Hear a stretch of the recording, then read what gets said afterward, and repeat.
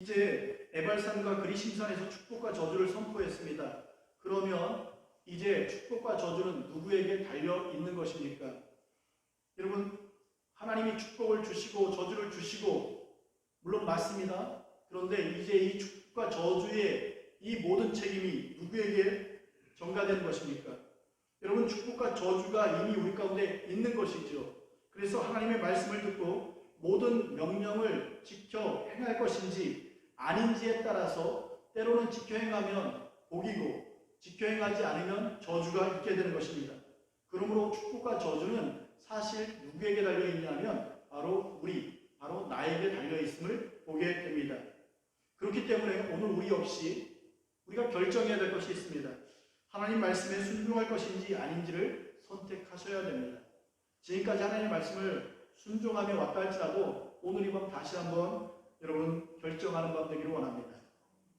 그 선택에 따라서 하나님은 우리를 천대로 번성시킬 수도 있고 혹은 3, 4대로 씨를 말릴 수도 있기 때문에 그렇습니다.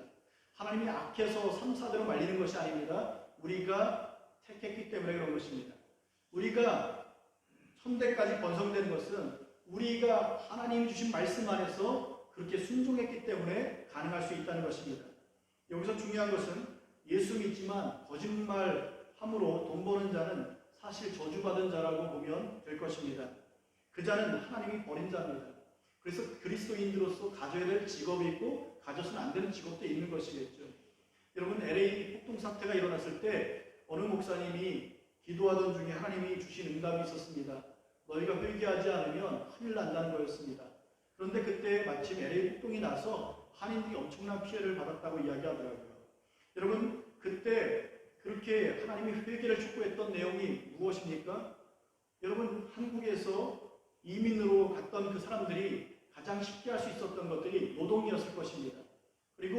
그래서 세탁소나 아니면 가정부나 집안 일들을 하게 되는 정원사라든가 다양한 그런 고된 일을 하다가 그들 중에 이제 돈이 벌리기 시작을 한 거예요. 그들이 어느 순간부터 이제 술집들을 차리기 시작했습니다. 바를 점령해 나가기 시작하는 것이죠. 그러다가 여러분, 물장사가 돈이 얼마나 많이 남는지 아시지요? 오늘도 보면 커피집들은 잘 망하지 않는 것 같습니다. 음식점하고 이제는 밥값이 거의 동급이기 때문에 내가 밥 살게 이게 무서운 게 내가 커피 살게 이게 더 무섭더라고요. 그냥 커피 하나 사고 빵 몇 개 사고 이렇게 디저트 몇 개 사면 그냥 밥값이니까 그냥 밥 사시는 게 더 편할 수도 있는 그러한 세상입니다. 원가를 따져보면 거기는 빵도 그렇게 비싼 것들이 아니며 또한 커피도 보게 되면 그렇게 비싼 것들이 아닌 것을 알고 있죠. 그럼에도 불구하고 이제는 문화로 잡아서 그렇게 행하지 않습니까? 하여튼 굉장히 많은 이윤을 남길 수 있는 것이 물장사라고 하는 것은 우리가 예전부터 알고 있습니다. 특별히 그 물장사 중에 하나가 뭐냐 하면 술장사 아닙니까? 그런데 미국에 갔던 많은 한국 사람들뿐만 아니라 그 중에 교회의 장로님들이 그 사업을 맡아서 했던 분들인 거죠. 장로님들이 교회에 와서 예배드렸지만 여러분 밖에 나가서는 사장님이었습니다. 술 파는 곳에 사장님이셨던 거예요. 그런 일이 너무 많았답니다. 그러던 중에 하나님의 회개를 촉구하는 거죠. 여러분, 그리스도인으로서 여러분 술을 팔아서 이윤을 남길 수도 있을 거예요. 사회적인 관념에서는 전혀 문제가 되지 않습니다. 세금만 잘 내면 전혀 문제가 되지 않습니다. 그러나 하나님 보실 때는 문제가 되죠. 왜 그렇죠? 술이라고 하는 것은 사람들의 마음과 정신을 혼미케 하는 거거든요. 여러분, 기분이 좋아지십니까? 그게 무엇 때문입니까? 술의 힘 아닙니까? 그러니까 어떻게 보면 그 술의 힘이라고 하는 것을 통해서 여러분, 우리들의 인생에 가지고 싶고 덮고 싶고 그리고 가지고 싶은 것들을 얻게 하는 통로인 거예요. 그리스도인들이 하나님을 의지하고 살아가면서 사람들의 마음이 그 술의 중독의 어떤 근원들이 되어지는 것 하나님이 기뻐하지 않으셨다라고 이야기하더라고요. 여전히 예전에 저희가 어릴 때 부흥 강사들이 와서 했던 말들이 뭐냐면 교회가 세워지면 그 지역에 술집들이 문을 닫고 사창가가 문을 닫고 범죄율이 줄어들고 이런 내용들 아니었습니까? 그런 내용들이었어요. 그런데 여러분, 어떤 분들은 여러분 돈을 벌겠다, 어려우니까 돈을 벌겠다고 해서 술을 팔면서 그렇게 살아갈 때 하나님께서 그들을 심판하시는 것이다 라고 응답을 받더라고요. 물론 그것을 그래서다라고 딱 우리가 또 이야기하면 또 기분 나쁠 분들이 있으니까 그것은 아니라 할지라도 최소한 사람들에게 더 유익을 주는 문제는 아닌 것 같습니다. 그렇기 때문에 그리스도인들이 어떤 일들을 할 때, 여러분 극단적인 예를 드린 거지만 일반적으로 얼마든지 우리가 이러한 잘못되어진 그런 모습들을 가지고 있을 수 있다는 것이죠. 여러분 예수 믿지만 얼마든지 밖에 나가서 거짓말할 수 있거든요. 얼마든지 잘못된 행동할 수 있거든요. 그렇게 해서 잘되고 번성하고 떵떵거리면서 교회에 많은 것들을 헌금하고, 그래서 어떤 사람들은 교회를 막 건축하기도 합니다. 여러분 어떤 교회는 삼형제가 한 번 주일날, 야 그래도 우리가 하나님 앞에 헌금 드려야지, 3억 해서 9억을 하나님 앞에 바치는 교회도 있어요. 예, 3억이 그렇게 큰 돈이 아닙니다. 요즘 몇십억, 몇백억, 이렇게 몇천억 이런 이야기들이 나오는 시대 아닙니까? 그러니까 사장님 정도 되면 그런 것들이 있어요. 중요한 것은 그게 어떤 돈으로 만들어졌다는 것이죠. 그것이 억울하게 누군가에게 아픔을 주면서 그렇게 벌어진 돈들이라고 한다면, 교회에서는 얼마든지 멋있어 보일 수 있지만, 그리고 그런 것들은 간증으로 빚어질 수 있으나, 여러분 그것이 하나님 안에서는 조심스러울 수 있는 것입니다. 중요한 것은 건강하게 벌고 성실하게 벌고 하나님이 인정하는 축복 안에서 벌어서 드리는 것들이 아니라 거짓말에서 버는 돈이라고 한다면 그것은 저주스러운 것이라는 것이죠. 그는 하나님이 버린 자와 같습니다. 여러분 하나님이 버렸기 때문에 손대지 않는 거예요. 내 사업이 너무 잘 돼요. 성결하지 않은데, 깨끗하지 않은데, 거짓말하는데, 누군가를 속이는데, 누군가를 아프게 하는데 너무 잘 된다? 하나님이 손대지 않는 거예요. 여러분 그리스도인들이 가장 두려워해야 될 일이 뭐냐면 하나님이 손대지 않는다는 겁니다. 그래서 내가 불의한 길을 걸어가는데 하나님이 손대지 않아서 그 길을 계속 걸어가게 하는 것, 그것이 가장 무서운 그러한 저주 중에 하나인 것이죠. 여러분 손대지 않기 때문에 거짓말을 해도 잘 되는 것입니다. 여러분 그렇기 때문에 우리가 악인의 형통을 여러분 부러워해서는 안 됩니다. 그 이유가 무엇입니까? 여러분 하나님이 버린 자기 때문에 그렇습니다. 여러분 세상에 악한 자들 부러워하지 마십시오. 요즘 난리 났지 않습니까? 화천대유 무슨 소림사 같기도 하고, 몇천억, 몇백억, 여러분 몇십억, 우리가 꿈꾸기 좀 어려운 내용일 수도 있습니다. 혹은 이제는 꿈꾸고 도전하시는 분들도 있을 수 있겠죠. 여러분 그런 것을 우리가 들었을 때 부러워하지 마십시오. 그게 과연 하나님이 주신 복이라고 말할 수 있겠습니까? 거기에 혹시라도 그리스도인들이 있고 거기에 혹시라도 하나님의 자녀들이 있을까봐 걱정입니다. 어쨌거나 하나님이 버렸기 때문에 무슨 권모술수를 써도 여러분 가만두는 거예요. 하지만 하나님이 택한 자는 시시콜콜 손대십니다. 아니 콩나물 사다가 뭐 하나 했는데도 그것도 하나님이 건드리시는 거예요. 여러분 그래서 신앙으로 산다는 것, 하나님이 손대며 그 간섭함 속에 살아간다는 것은 사실은 넓은 길이 아니라 좁은 길입니다. 여러분 남들은 몇천억을 해먹어도 하나님이 내버려 두는데 우리는 몇백억, 몇천원 이것 가지고도 하나님 막 마음에 찔림들을 주시거든요. 그리고 그것 때문에 막 어떤 문제들이 발생도 되거든요. 왜 그럴까요? 하나님이 건드시는 거예요. 여러분 우리가 거룩하게 살고 순종하여 살기로 작정할 때 하나님의 강한 손으로 우리를 축복해 주시는 거거든요. 자꾸 빗나가고 그 작은 것들로 우리가 오염되다 보면 우리 전체가 저주를 받을 수 있기 때문에 그렇습니다. 이스라엘 백성들이 여러분 부정한 것은 만지지 말라고 이야기하고 있습니다. 왜 그럴까요? 부정한 것 만지면 전체가 부정케 되어지는 거거든요. 그렇기 때문에 오늘 우리가 저주스러운 그 행위, 작은 것 하나, 그 악한 것 하나 우리의 모습에서 굉장히 조심해야 되는 것입니다. 그런데 하나님의 강한 손으로 밀어주실 때 조금만 옆으로만 가더라도 하나님께서 그래서 사랑에 매어 치실 수밖에 없는 것입니다. 이 좁은 아리랑 고개를 여러분 걸어가면서 여러분 그 아리랑 고개 같지만 그것이 천상으로 가는 길이고 이것이 이 땅에서도 누리는 천국의 모습이 되어줘야 하는 것이죠. 여러분 우리가 가야 될 곳은 이 세상은 나그네라고 이야기합니다. 아무리 우리가 이 세상 자체가 나그네 길이고 우리의 본향은 어디에 있습니까? 우리를 부르시는 그 죽음 이후에 하나님 앞에 서서 영원한 천국으로 가게 되어 있습니다. 하나님께서 우리 가운데 여러분 복과 저주를 주실 때 단지 이 땅에서 우리가 잘 되는 것만을 또 우리가 생각하면 안 됩니다. 그래서 이 여호수아처럼 여러분 약속의 땅을 요단강을 건너가 약속의 땅을 취했다라고 하는 것은 어떻게 보면 요단강 건너간 만나리 뭐 이런 찬양도 있잖아요. 마찬가지로 우리가 죽은 후에 하나님의 나라에 가게 될 그 진짜 영원한 복까지도 우리가 노릴 수 있어야 되는 것입니다. 신명기 28장 축복의 근거에서 보게 되면 한 가지 놀라운 사실을 발견할 수 있습니다. 그것은 환경과는 상관없고 단지 우리가 축복의 사람이냐 저주의 사람이냐가 굉장히 중요하다는 것입니다. 여러분, 축복과 저주는 정해져 있는 것이 아니라, 그렇게 타고나는 것이 아니라, 물려받는 것이 아니라, 여러분, 우리가 축복의 사람이냐 저주의 사람이냐에 따라서 그것들이 결정되어진다는 거예요. 창세기 3장 18절에 보게 되면 땅이 내게 가시덤불과 엉겅퀴를 낼 것이라고 말씀하고 있습니다. 성경이 말하는 것은 사람이 하나님께 불순종한 그 죄악 때문에 땅이 저주받았다라고 이야기하고 있습니다. 그래서 사람이 하나님께 순종하는 자로 회복되면 땅도 자연스럽게 회복이 될 수 있는 것입니다. 땅의 기능이 무엇인지 아십니까? 이 땅이 여러분 영원한 나라까지 가지 않아요. 땅은 물질이기 때문에 이 땅이 존재하는, 물질이 존재하는, 하나님께서 어떤 특별한 때까지만 존재케 하는 겁니다. 그런데 이 땅이 어떤 존재로 있기를 원하냐 하면, 이 땅은 사람들이 살아갈 터전으로 주셨잖아요. 그러니까 땅은 사람들이 살아갈 만한 아름다운 것이 그들의 역할이었어요. 그런데 어느 날 거기에서 사람들을 도와야 되는데 가시덤불과 엉겅퀴가 나타나는 것이죠. 왜 그렇습니까? 그 땅 위에 살아가는 자들이 범죄하고 타락했기 때문이라는 것입니다. 그렇기 때문에 그 사람들이 회복하면 자연스럽게도 엉겅퀴와 가시덤불이 사라지게 되는 거예요.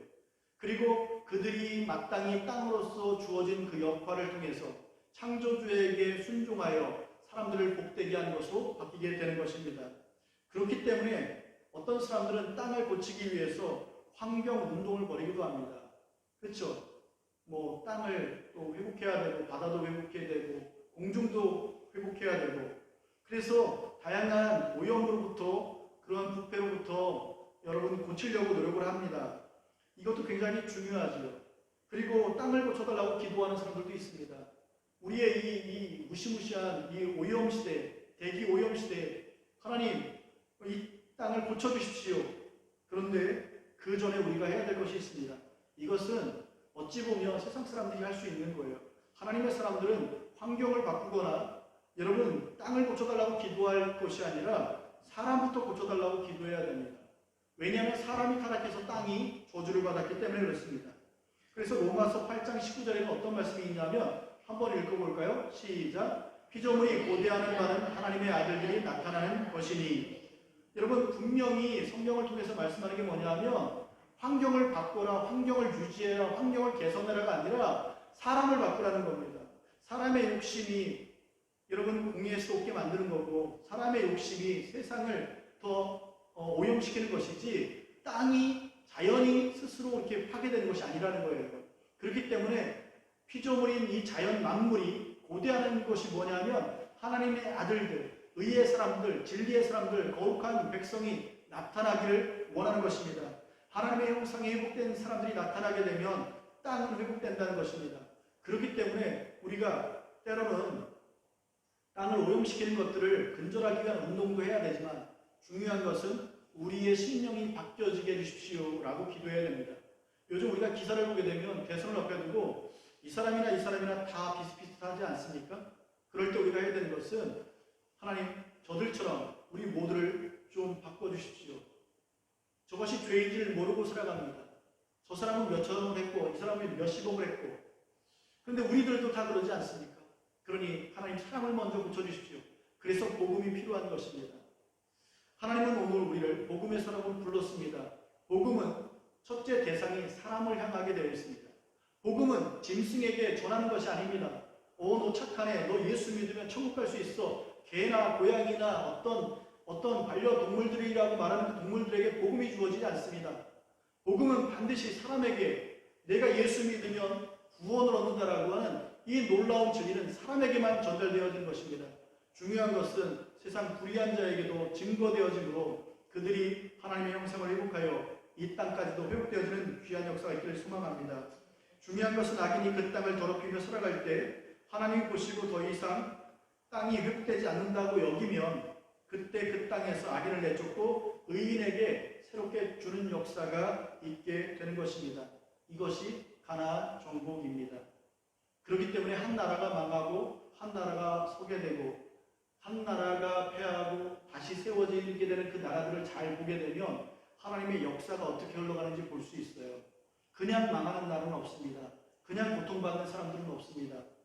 그렇기 때문에 오늘 이 하나님이 땅의 주인으로서 어떤 자들에게 땅을 맡기시고 때로는 악인에게도 맡기셔서 그들로 인하여 고통받게 할 때 그것을 통해서 하나님은 무엇을 원하시는지, 때로는 그들을 내쫓고 새로운 사람들이 들어갈 때 그들은 어떤 사람이라서 들어가며 그들이 해야 될 일들은 무엇인지 우리가 한번 살펴보기로 합니다. 오늘 우리에게는 한반도라고 하는 땅을 우리에게 맡기셨습니다. 이 땅은 우리가 의로워서도 아니고 하나님께서 주신 줄 믿습니다. 그렇기 때문에 우리가 여기에서 해야 될 첫 번째 일들은 예배하며 하나님을 온전히 섬기며 말씀을 지켜가는 것인 줄 믿습니다. 이것이 가장 중요한 그리스도인으로서 모습인 것입니다. 그러면 이것 때문에 하나님께서 악한 자들의 그 악한 때에 그 악한 자들의 땅도 얻게 하셔서 그 악한 자들로 인해서 더럽혀진 그 땅을 의의 백성들이 가서 회복하고 축복하게 되는 역사가 일어나게 되는 것입니다. 그래서 하나님이 이스라엘을 가나안 땅으로 이끄신다는 것은 단순히 땅을 차지하게 하려는 것이 아닙니다. 너희들 땅이 없었지? 땅 가져? 너희들 국가가 세주려면 땅이 있어야 되잖아. 땅 줄게. 그래서 주는 것이 아니라 여러분 하나님의 거룩한 백성을 만드는 거예요. 땅이 중요한 것은 그 땅 위에 살아가는 자들이 거룩하지 않으면 쫓겨나기 때문에 땅 위에 살아가는 자들이 거룩한 백성되라고 땅을 터전으로 주시는 겁니다.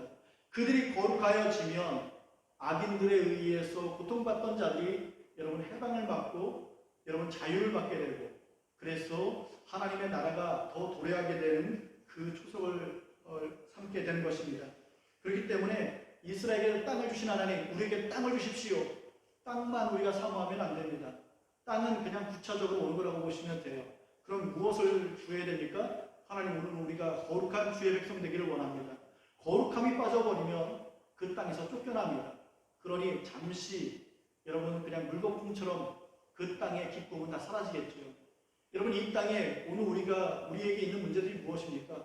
여러분 의로운 자가 보이십니까? 정의로운 자가 보이십니까? 진리로운 자가 보이십니까? 아니 교회에 오시면 정말로 하나님의 것들이 보이십니까? 안 보이잖아요. 그러니 우리 오늘날 우리 한국교회도 우리도 위기에 놓인 것 같습니다.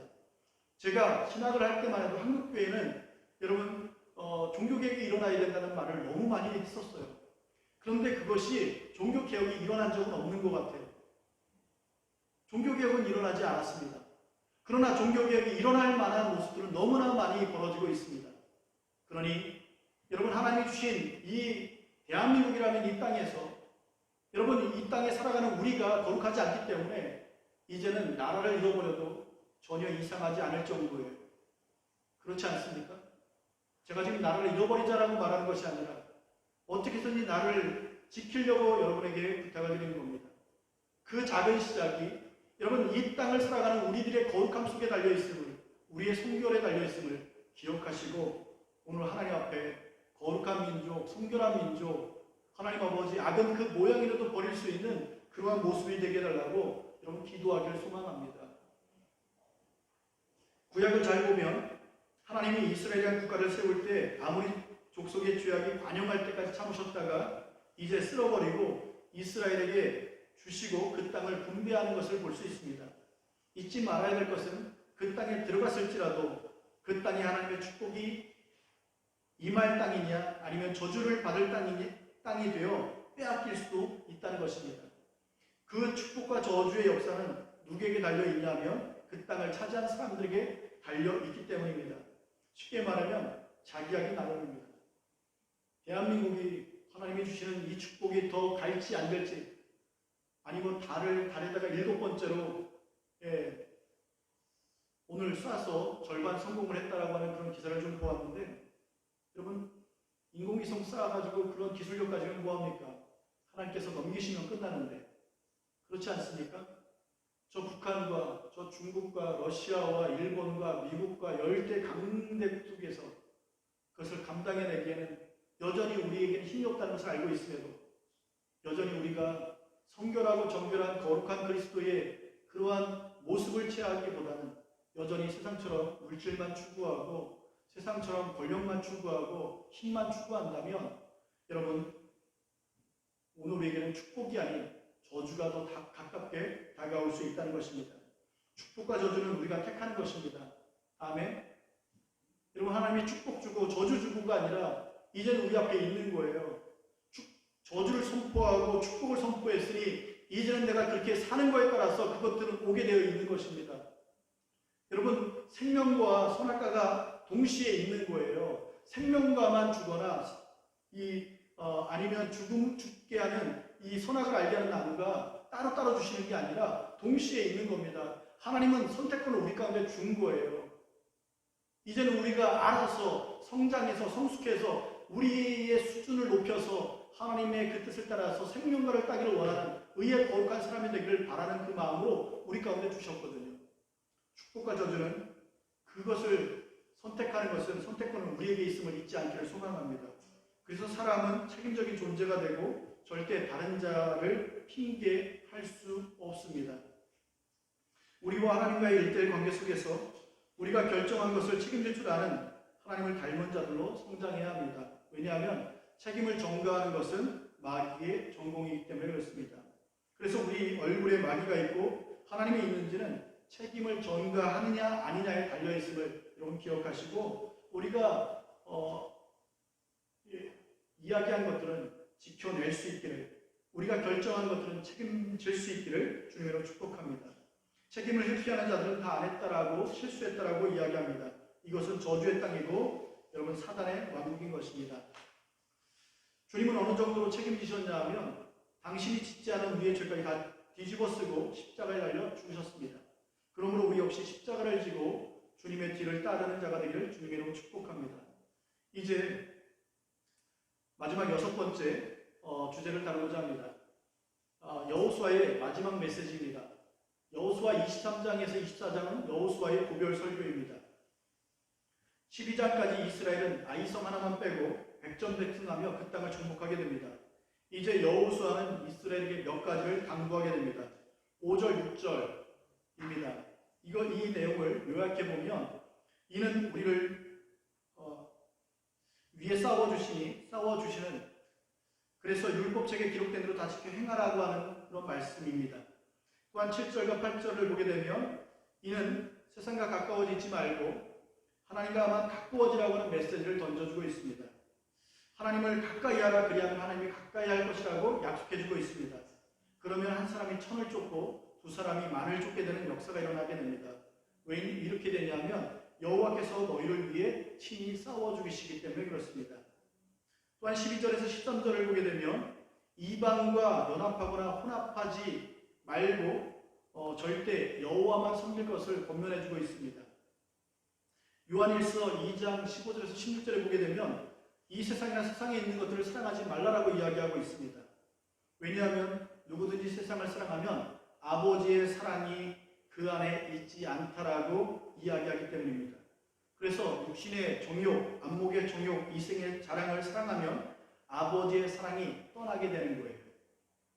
여러분 우리가 이 세상을 사랑해서는 안 되는 이유가 우리가 이 세상을 사랑한 만큼 하나님의 사랑은 떠나게 되어 있습니다.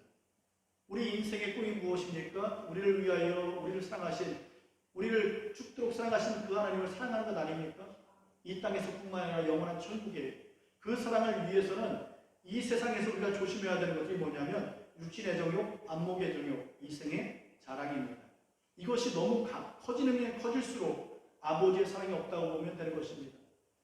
그러니 너희 세상과 정욕을 십자가에 못 박으라고 계속해서 이야기하고 있습니다.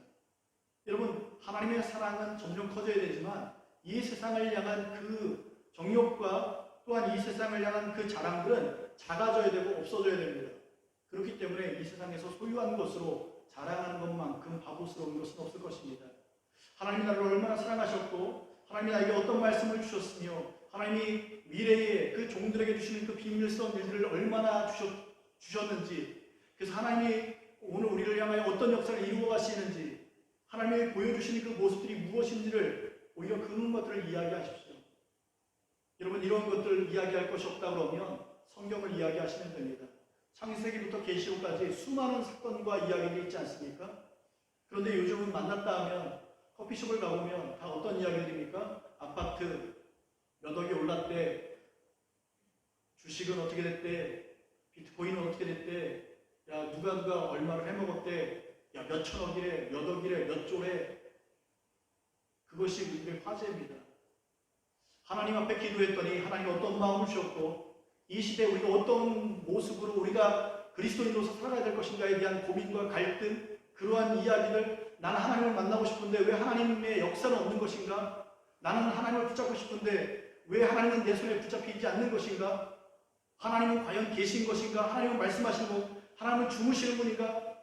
그런 고민과 갈등들, 여러분 믿음의 사람들이 만나서 예배드리고 난 다음에 하는 이야기들이 세상과 다르지 않고, 여러분 하나님에 대한 이야기는 단지 그냥 나눔 가운데 그냥 서로 예의상 할 수밖에 없는 그런 대화들, 제자가 될 수 있을까요?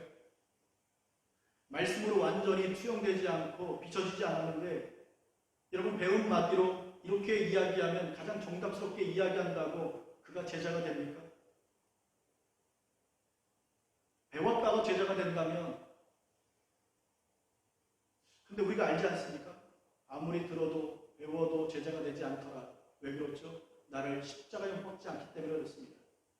내 마음의 욕심과 이생의 자랑을, 그것을 십자가에 못 박지 않기 때문에 여전히 하나님의 사랑에서 멀어질 수밖에 없는 것이죠. 이렇게 우리를 철저하게 우리의 그 모습 속에서 이 땅에, 그래서 육신의 자랑과 안목의 정욕과 이생의 자랑을 십자가에 못 박으라, 그렇게 끊임없이 아주 진절이 그렇게 하나님이 요구하시는 이유가 무엇입니까? 여러분 13절에 보게 되면 이렇게 이야기하고 있습니다. 그들이 너희에게 올무가 되며 덫이 되어 너희의 옆구리에 채찍이 되며 너희의 눈에 가시가 되어서 너희가 마침내 너희의 하나님 여호와께서 너희에게 주신 이 아름다운 땅에서 멸하기 때문이다라고 이야기하는 거예요. 하나님이 주신 복 아깝고, 여러분 그것이 후회스러워서 그렇게 살라고 이야기하는 게 아니에요. 너희는 겸손하게 그냥 살아야 돼, 그렇게 그냥 빈소리 하는 거 아닙니다. 너희 하나님께서 너희에게 주신 이 아름다운 땅에서 멸할 수 있다, 저주받을 수 있다, 쫓겨날 수 있다, 그러니 정신 차려야 된다 라고 말씀하는 것입니다.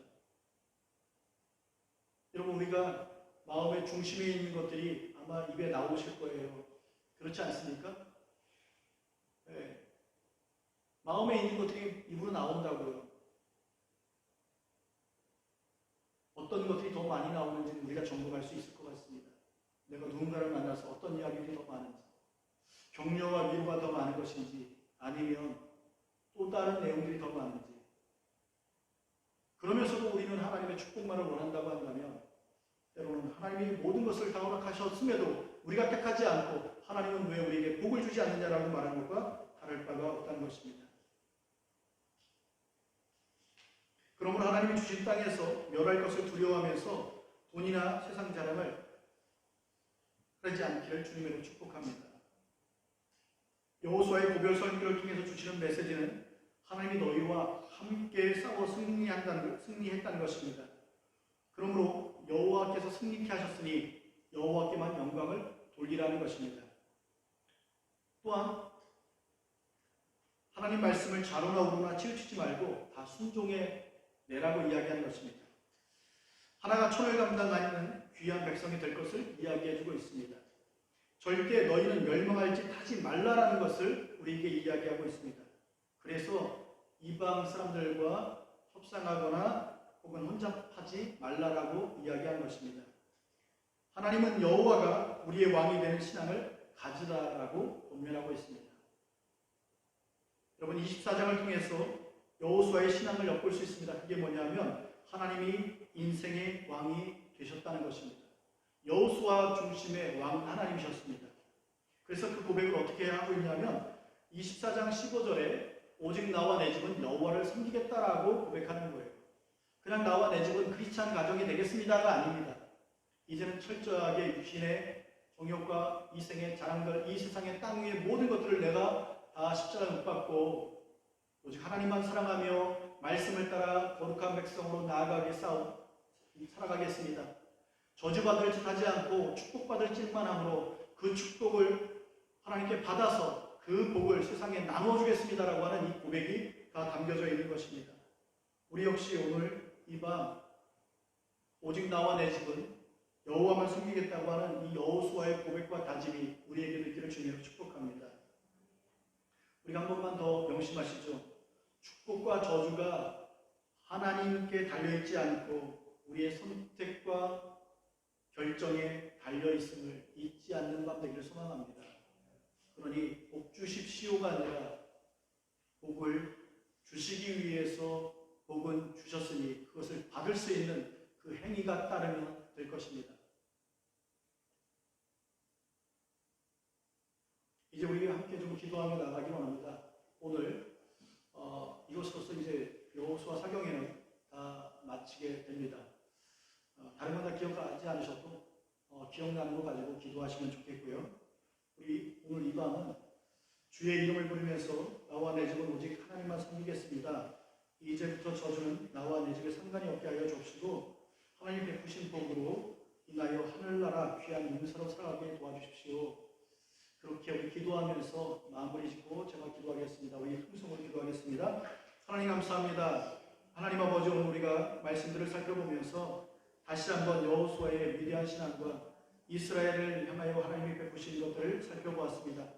특별히 하나님 아버지, 하나님께서 축복과 저주의 말씀을 그리심산과 에발산에서 선포케 하심으로 이제 이스라엘 백성들이 아멘으로 받은 것처럼 이제는 그 축복과 저주가 하나님께 달려있는 것이 아니라 하나님께서 우리 가운데 이양해 주셔서 우리의 행위를 따라 결정되는 것을 배웠사오니 하나님 아버지, 오늘 우리가 다시 한번 축복의 삶을 살아갈 수 있도록 우리를 축복해 주시옵소서.